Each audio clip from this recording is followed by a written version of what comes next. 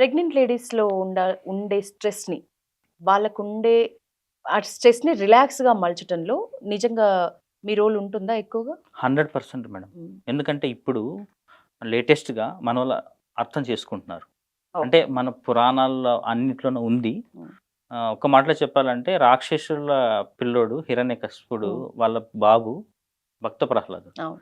మరి ఆ రాక్షసుల పిల్లోడి కోసరం భగవంతుడు ఎందుకు దిగొచ్చాడు? అవును. ఎందుకంటే ప్రెగ్నెన్సీ అప్పుడు వాళ్ళ అమ్మగారు ఆలోచన విధానం ఎక్కడుందామె?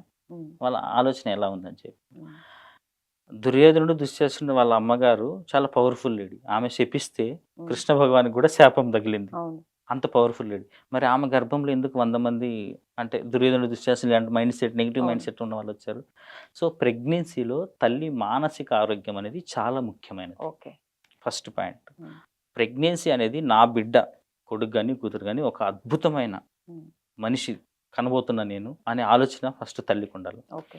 అంటూ తల్లి ఒక్కరే గాదు, కుటుంబం మొత్తం ఆ బేబీతో రోజు హ్మ్. స్పర్శ ద్వారా, మాటల ద్వారా మాట్లాడాలి. టైమ్ స్పెండ్ జేయాలి. హ్మ్. మనకు అభిమన్యుడి స్టోరీ అందరికీ అవును. తెలుసు. అదంతా గూడా. ఆయన తల్లి గర్భంలో విన్నది 15 సంవత్సరాల తర్వాత గుర్తుపెట్టుకున్నాడు. గుర్తుపెట్టుకొని సో, చెప్పారు. అందుకే లాంగ్ లాస్టింగు. ఇది పురాణాలు, శాస్త్రము, స్టోరీ, కథ గాదు. హ్మ్. Fetal origin hypothesis. ఇప్పుడు నేను డాక్టర్‌ని. ఎండీ. ఓకే. అవును. నేను అలోపతి డాక్టర్‌ని. ఓకే. సో, ఇది సైంటిఫిక్ ఎవిడెన్స్ ఉంది వీటికి. ఓకే. సో, ఇన్ యూట్రో బేబీకి ఏదైతే గర్భాశయంలో ఉన్నప్పుడు ఏదైనా ఫిజికల్ గాని, మెంటల్ గాని ఇన్సల్ట్ జరిగితే దాని ఇంపాక్ట్ లైఫ్ టైమ్ ఉంటది. హ్మ్. దాని ఇంపాక్ట్ లైఫ్ టైమ్ ఉంటది. సో, ప్రెగ్నెన్సీ అనేది చాలా స్పెషల్‌గా తీసుకోవాలా. ప్రెగ్నెంట్ మదర్సు అసలు వేరే విషయాలు ఏం పట్టించుకోకూడదు. హ్మ్. హ్యాపీగా ఉండే ప్రయత్నం చేయాల.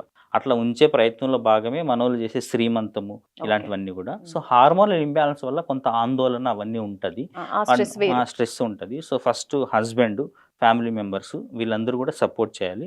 మంచి పుస్తకాలు చదవాలి. హ్మ్. స్క్రీన్‌ని అవాయిడ్ చేయాలి. ఏది మంచి ఎక్కువ డైట్. ఎఫెక్ట్ చూపిస్తది డాక్టర్? ఇప్పుడు అన్నీ చేయలేరు. కొంతమంది pregnant ladies madam simple things. ఉద్యోగులు కూడా ఉంటారు. Simple things. ఎంత వీలైతే అంటే ఇప్పుడు మనం అదే అంటున్నాను. ఇప్పుడు మనం మన పిల్లలు ఏమనుకుంటాం మనం? నేను చెప్పిన మాట వినే బాబు గావాలా, పాప గావాలా అనుకుంటాం. అవును. లేకపోతే నా కొడుకుని నేను పైలట్‌ని జేయాలా, డాక్టర్‌ని చేయాలా, ఇట్లా అనుకుంటాం. అవును. అట్లా పిల్లలు పుట్టిన తర్వాత వాళ్ళకి చెప్తే వాళ్ళు వినరు మేడం. హ్మ్. ఉన్నప్పుడు మాట్లాడొచ్చు. ఓకే. ఏ పని చేసుకుంటున్నా గూడా హ్మ్. బేబీతో అయితే మాట్లాడడానికి టైం ఇయ్యాలి. చిన్న హ్మ్. చిన్న ఆసనాలుంటాయి. అంటే డెలివరీకి దగ్గర కాకుండా హ్మ్. చిన్న చిన్న ఆసనాలుంటాయి. హ్మ్. సో, మంచి సంగీతం ఓకే. చాలా లైట్‌గా. హ్మ్. వైలెంట్ కంటెంట్‌కి ఎక్స్‌పోజ్ కాకూడదు. హ్మ్. సీరియల్‌లు అట్లాంటివి అన్నెసెసరీ పాలిటిక్స్‌లో అంటే హ్మ్. ఆఫ్ స్క్రీన్ గాని, ఆన్ స్క్రీన్ గాని ఎక్కడ కూడా అసలు వెర్బల్ వార్‌లో అసలు హ్మ్. ఇన్వాల్వ్ కాకూడదు. ఆర్గ్యుమెంట్స్ అట్లాంటి వాటిలో. చాలా పీస్‌ఫుల్‌గా, హ్యాపీగా ఉండాల హ్మ్. ప్రెగ్నెన్సీ టైంలో. అప్పుడే ఆరోగ్యకరమైన పిల్లలు పుడతారు. ఇప్పుడు హ్మ్. చాలా మానసికమైన వ్యాధులకి కారణం తెలియదు. హ్మ్. ఎందుకంటే తల్లి మానసికంగా ఆందోళన ఉన్నప్పుడు ఆ ఎఫెక్ట్ ఇప్పుడు ఆటిజంకి మనకి రీజన్ అవును. తెలియదు. అవును. అంటే నిజమే. ఇది లేకపోవడం వల్ల వచ్చింది ఆటిజం అని ఎవరు చెప్పలేము మనం. హ్మ్. సో, మల్టీ ఫ్యాక్టోరియల్ అందులో మెయిన్‌గా తల్లి మానసిక ఆరోగ్యం గూడా ఒకటి. హ్మ్. ఆటిజం అన్నారు గాబట్టి గుర్తొచ్చింది. నిజానికి డెలివరీ టైమ్‌లో బేబీ బయటికి నార్మల్ డెలివరీ కేస్ తీసుకుంటే, బేబీ బయటికి రావాల్సిన టైంలో ఆ డాక్టర్ గనక కొంచెం బయటికి తీసుకొచ్చే క్రమంలో ఏమైనా మిస్టేక్ చేస్తే కూడా ఆటిజం వస్తది అనే వర్డ్స్ ఉన్నాయి. జరుగుతదా అట్లా? తప్పు మేడం. హ్మ్.